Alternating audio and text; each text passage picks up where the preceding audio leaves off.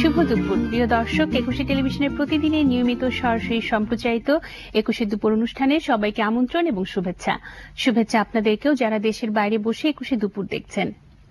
প্রিয় দর্শক, প্রথমে জানিয়ে দিচ্ছি আজ আমাদের সাথে গল্প স্বল্প পর্বে উপস্থিত থাকবেন জাতীয় হৃদরোগ ইনস্টিটিউটের সহকারী অধ্যাপক ও হৃদরোগ বিশেষজ্ঞ ডক্টর এম এ বাকি। অতিথির সাথে সরাসরি কথা বলতে ফোন করুন 81262339 81265355 থেকে 8 এর সবকটি নম্বরে। আর অনুষ্ঠানের পুরো সময় জুড়ে আপনাদের সঙ্গে আছি আমি আরিফা আক্তার নিপা।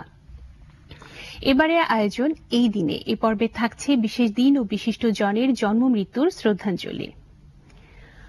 বাঙালি মুসলিম সমাজের আত্মচেতনা বৃদ্ধি, মাতৃভাষার প্রতি অনুরাগ সৃজন, দেশের প্রতি ভালোবাসা বৃদ্ধিতে আত্মপ্রত্যয় ও আত্মমর্যাদা জাগানোর ক্ষেত্রে আব্দুল করিম সাহিত্য বিশারদের অবদান চিরস্মরণীয়। মূলত সংগ্রাহক ও লেখক হিসেবে পরিচিত আব্দুল করিম সাহিত্য বিশারদের জন্ম চট্টগ্রামের পটিয়ায় সূচকদণ্ডী গ্রামে 1871 সালের 11 অক্টোবর। প্রাচীন পুঁথি আবিষ্কার, সংগ্রহ, সংরক্ষণ, সম্পাদনা ও গবেষণায় অসাধারণ নিষ্ঠা, দক্ষতা ও প্রজ্ঞার পরিচয় প্রদান করেন তিনি। আর সংগ্রহীত পুঁথির সংখ্যা প্রায় 2000। এককভাবে কোনো প্রতিষ্ঠান বা ব্যক্তি এত পুঁথি সংগ্রহ করতে সমর্থ হননি। তার এই সংগ্রহ ব্যতীত বাংলা সাহিত্যের ইতিহাস রচনা কোনো সাহিত্যের ইতিহাসবেত্তার পক্ষেই সম্ভব হতো না। ইসলামাবাদ ও আরকান রাজসভায় বাংলা সাহিত্য তার দুইখানি মৌলিক গদ্যগ্রন্থ। উদার, অসাম্প্রদায়িক, মানবতাবাদী ও প্রগতিশীল চিন্তা চেতনার বিশ্বাসী এই মনীষী বাংলা ভাষা, বাংলা সাহিত্য, বাঙালি সংস্কৃতি, বাঙালি জাতির প্রতি ছিল গভীর অনুরাগ ও মমত্ববোধ। পাকিস্তানের ভাষা বিতর্কে বাংলার পক্ষে মত প্রকাশ করে রাষ্ট্রভাষা হিসেবে বাংলার দাবি জানিয়ে তিনি বিভিন্ন সংবাদপত্রে প্রবন্ধ প্রকাশ করেন। তার সংগৃহীত বিপুল পুঁথি সম্পাদকের মুসলিম পুঁথিগুলো ঢাকা বিশ্ববিদ্যালয়কে এবং হিন্দু পুঁথিগুলো রাজশাহী বরেন্দ্র রিসার্চ মিউজিয়ামে দান করে গেছেন। সাহিত্যকর্মের স্বীকৃতি স্বরূপ তিনি সাহিত্য বিশারদ উপাধিতে ভূষিত হন। এছাড়াও তিনি মরণোত্তর স্বাধীনতা পুরস্কার পান। এই মহান মনীষী 1953 সালে 30 সেপ্টেম্বর মৃত্যুবরণ করেন। মৃত্যুদিনে তার প্রতি আমাদের গভীর শ্রদ্ধা।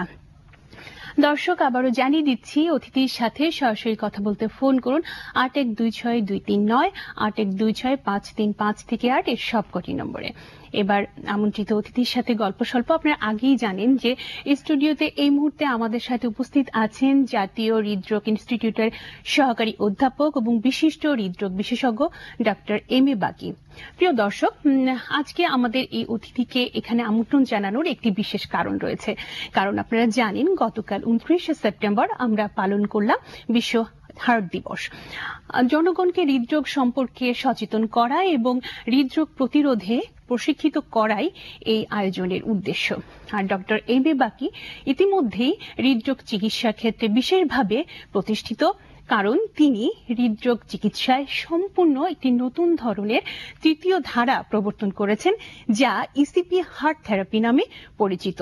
প্রিয় দর্শক, আমরা অতিথির সাথে আলোচনার মাধ্যমে জানতে পারব হৃদরোগে বর্তমান অবস্থান বাংলাদেশের এবং হৃদরোগ প্রতিরোধে কি করণীয় এবং নতুন চিকিৎসা পদ্ধতি সম্পর্কে। তো আসুন দর্শক, আমরা কথা বলি আমাদের আজকের অতিথির সাথে। স্বাগত একুশে দুপুরে। ধন্যবাদ নিপা। আসলে আমরা খুবই আনন্দিত, একটা বিশেষ সময়ে এবং অত্যন্ত গুরুত্বপূর্ণ, জনগুরুত্বপূর্ণ একটি বিষয়ে আজ আমরা কথা বলার জন্য আপনাকে আমাদের স্টুডিওতে পেয়েছি। ধন্যবাদ। শুরুতে জানতে চাচ্ছি যে আমরা জানি যে সারা বিশ্ব জুড়ে হৃদরোগ মহামারী আকারে ধারণ করেছে।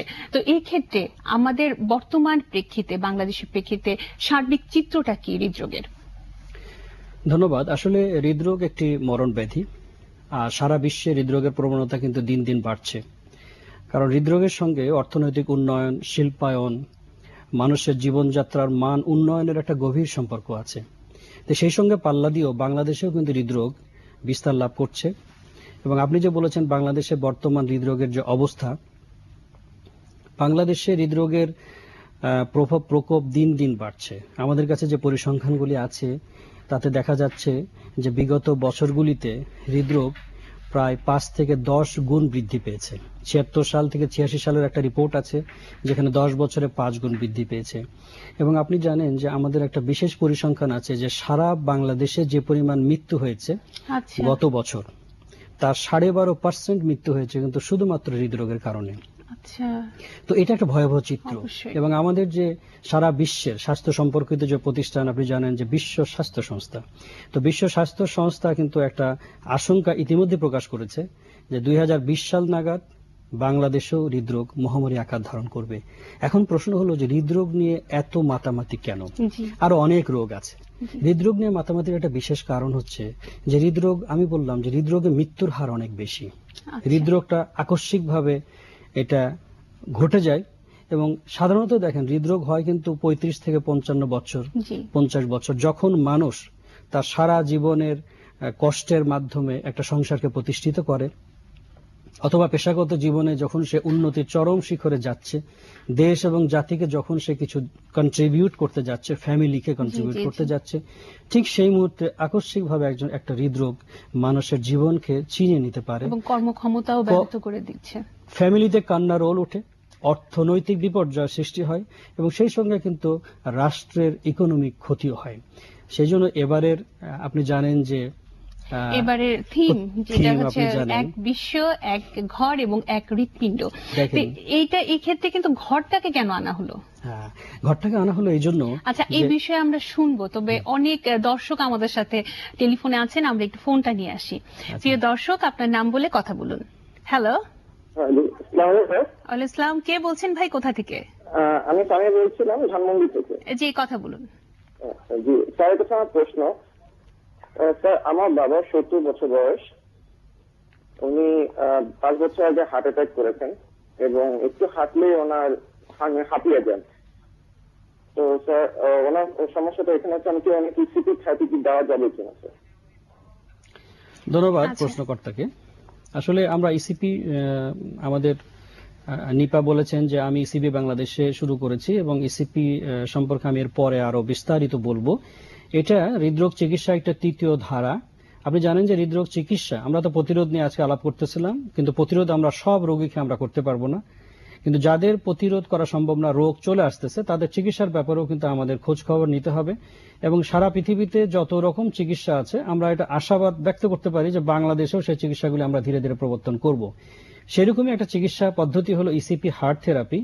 আপনি জানেন যে কনভেনশনাল দীর্ঘদিন যাবত যে চলে আসছে যে হার্টে রক্তনালী, হার্ট অ্যাটাক হওয়ার পরে রক্তনালী ব্লক হলে আপনার রিং পরানো হয়, বাইপাস সার্জারি করা হয়।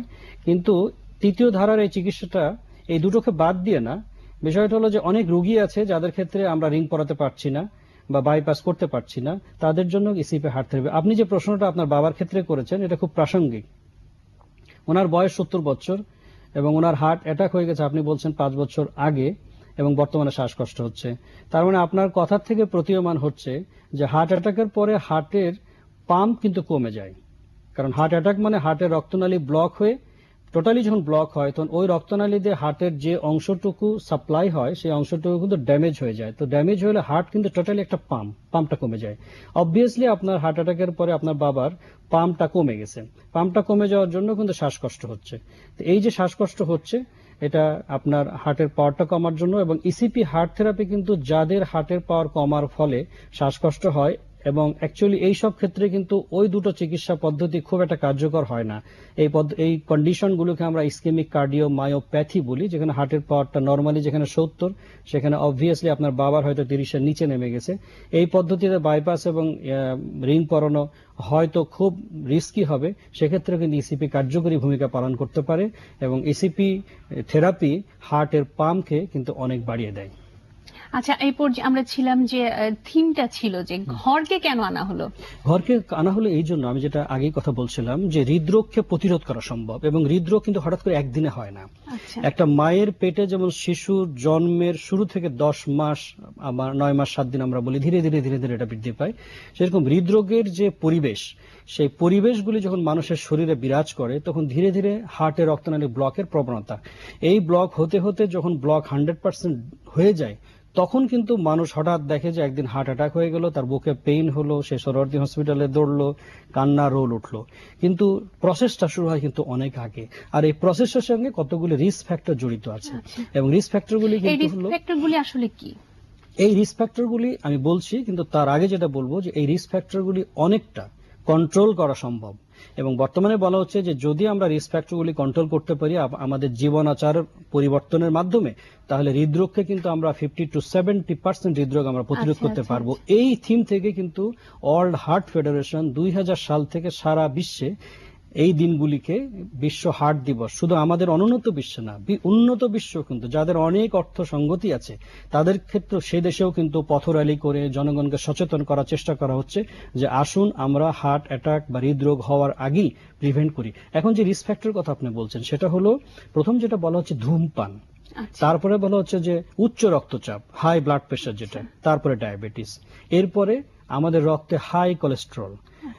আপনি জানেন এই চারটা হলো খুব ইম্পর্টেন্ট। আরেকটা আছে যেটা আমরা কিছু করতে পারবো না, সেখানে হলো ফ্যামিলি হিস্ট্রি। যাদের বাবা বা মায়ের আছে তাদের সন্তানদের হতে পারে, সেক্ষেত্রেও সচেতনতা প্রয়োজন। বাবা মায়ের আছে সুতরাং সন্তানকে আগে থেকেই ইভালুয়েশন করা উচিত। একটু আগে আপনি বলেছিলেন যে প্রতিরোধ করা সম্ভব, এবং আমরা জানি যে মৃত্যুর হার সেটা 80% কমিয়ে আনা যেতে পারে শুধুমাত্র প্রতিরোধের মাধ্যমে। তো এই প্রতিরোধ ব্যবস্থাগুলো একজন হৃদরোগ বিশেষজ্ঞ হিসেবে যদি আপনার পরামর্শ কি হবে? এই পরামর্শটাই হলো আজকের দিনের প্রতিপাদ্য বিষয়। এই জন্যই কিন্তু বিশ্ব হার্ট দিবস। বিশ্ব হার্ট দিবসের আহ্বান হলো যে আপনি নিজেকে আগে থেকে যাচাই করে নিন। একটা স্লোগান হচ্ছে আপনার মাত্রাকে যাচাই করুন। আপনার মাত্রা মানে কি? আপনি আদৌ কি হাইপারটেনসিভ, উচ্চ রক্তচাপে ভুগছেন? কারণ উচ্চ রক্তচাপ হলেই কিন্তু আপনার লক্ষণ দেখা দিবে না, লক্ষণ দেখা দেয় অনেক পরে। কিন্তু উচ্চ রক্তচাপ যদি দীর্ঘদিন শরীরে বিরাজ করে তাহলে কিন্তু হার্ট অ্যাটাকের দিকে আপনি ধীরে ধীরে এগিয়ে যাবেন। সেজন্য পিরিয়ডিক চেক আপ করুন। উচ্চ রক্তচাপ যদি থাকে এটাকে কন্ট্রোল করুন পাতে লবণ না খাওয়ার মাধ্যমে, চর্বিযুক্ত খাবার পরিহারের মাধ্যমে, দৈহিক কায়িক পরিশ্রমের মাধ্যমে। যদি সম্ভব না হয়, জানতে চাচ্ছি যে খাদ্যাভ্যাসটা আসলে কি কি পরিবর্তন আনা যেতে পারে? খাদ্যাভ্যাসের সঙ্গে কিন্তু high cholesterol, blood pressure, diabetes তিনটারই কিন্তু গভীর সংযোগ এবং আলটিমেটলি হার্ট অ্যাটাক।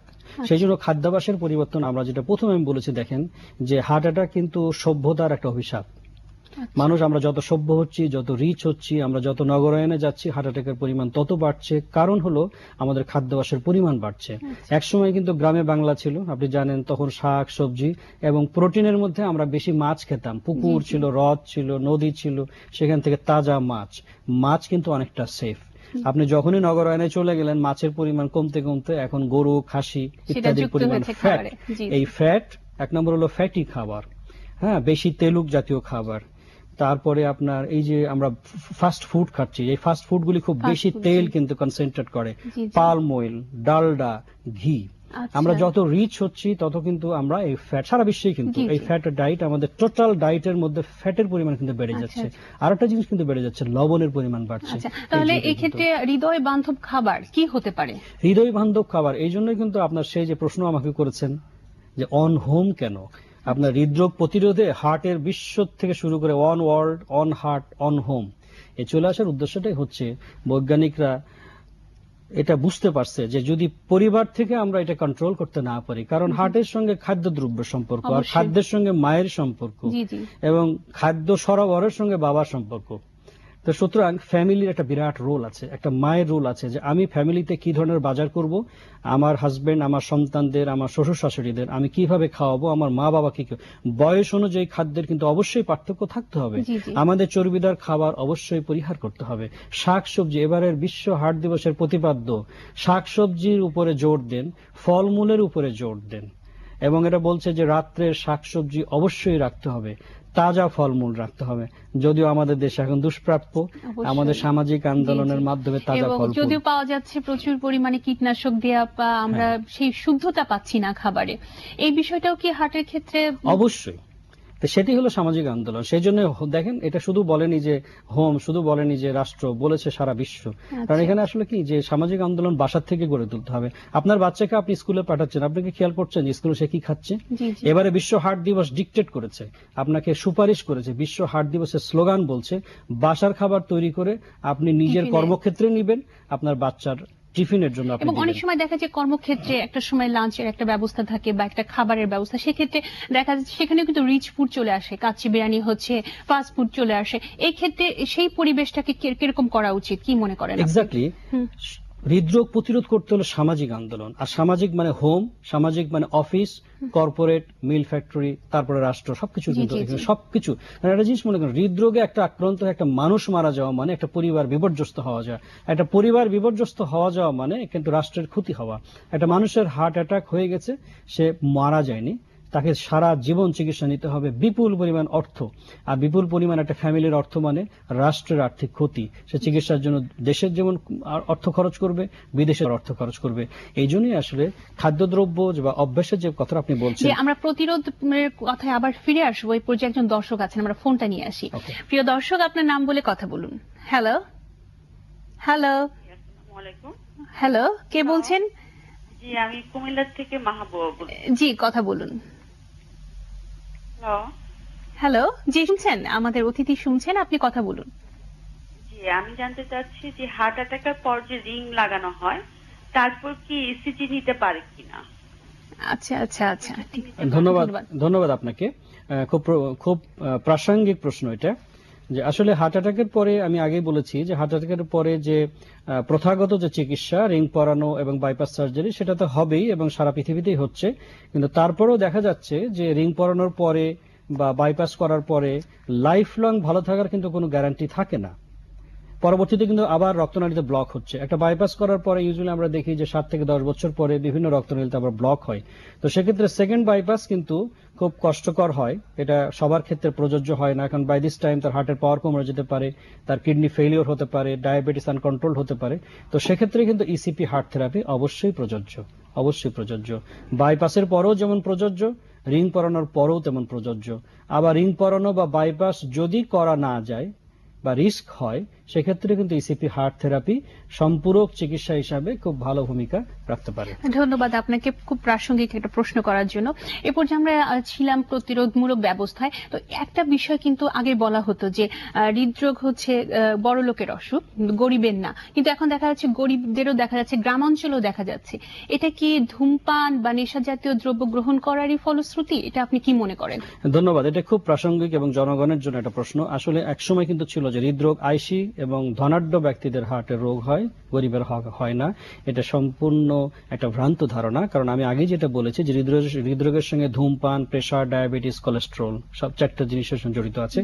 গরিবরা খুব ফ্যাটি ডায়েট হয়তো খায় না, কিন্তু তারা ধূমপান করে। আপনি দেখেন দরিদ্র জনগোষ্ঠী কিন্তু ধূমপান বেশি করে। এবং আপনি বাংলাদেশের স্ট্যাটিস্টিক্যাল ডাটা হলো শতকরা অ্যাডাল্ট 43.3% কিন্তু ধূমপান করেন। আচ্ছা, 18 বছরের উপরে 3% ধূমপান করেন। জি, এটা এবং ভয়াবহ শুধুমাত্র চিত্র। 2005 সালে 2004 সালে শুধু ধূমপানের কারণে 57,000 ব্যক্তি মারা গেছেন। আচ্ছা, এবং ধূমপানের কারণে 2004 সালে ধূমপান সম্পর্কিত রোগের জন্য, এটা সরকারের একটি স্ট্যাটিস্টিক্স, 5,000 কোটি টাকা বাংলাদেশের খরচ হয়েছে আর কি। সুতরাং গরিবের এই যে রিস্ক ফ্যাক্টর, যে উপাদান, বাংলা যেটা যে হার্টের রক্তনালী ব্লকের যে উপাদান, তার মধ্যে গরিবের কিন্তু দুটো থাকে। একটা হলো গরিবরা কিন্তু অনেক অল্প বয়স থেকে, একটা শ্রমিক চিন্তা করেন, শ্রমিকরা, একটা শিক্ষিত ছেলে যদি ইন্টারমিডিয়েটে যে সিগারেট ধরে, একটা শ্রমিক কিন্তু 14 বছর বয়সে সিগারেট ধরে এবং সে অত্যন্ত কড়া সিগারেট খায়।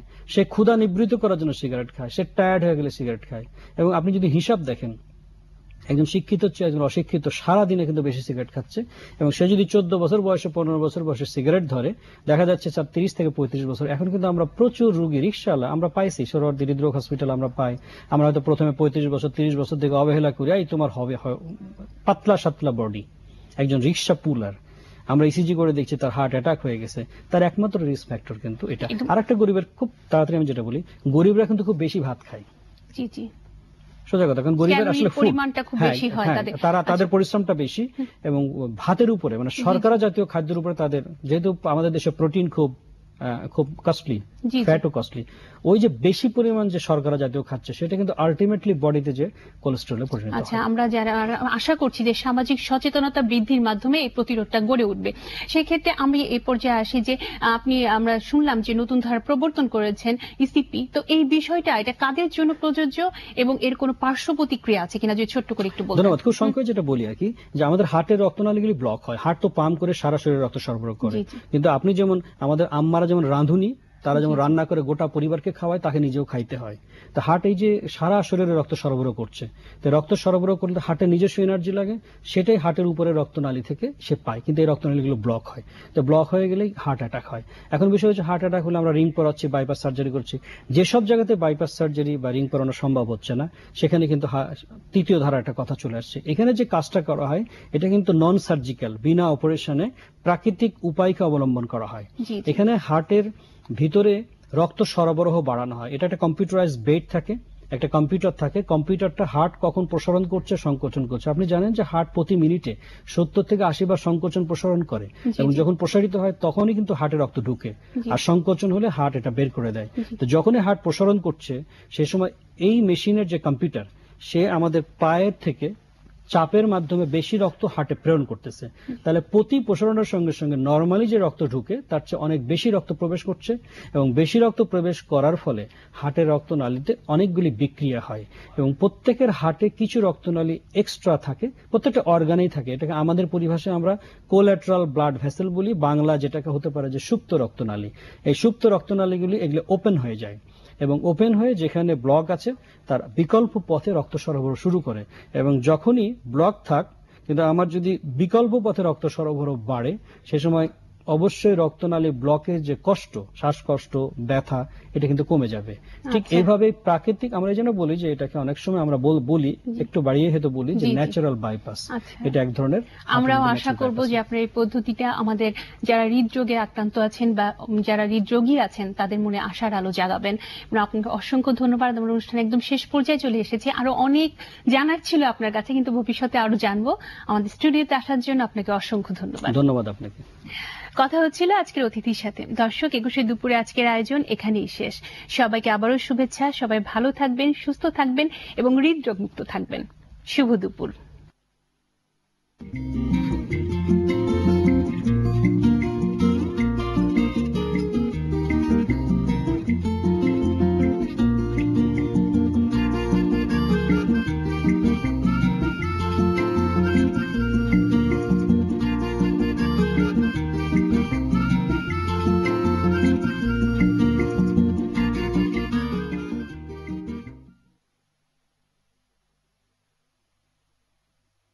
একটাই সূর্য আলোকিত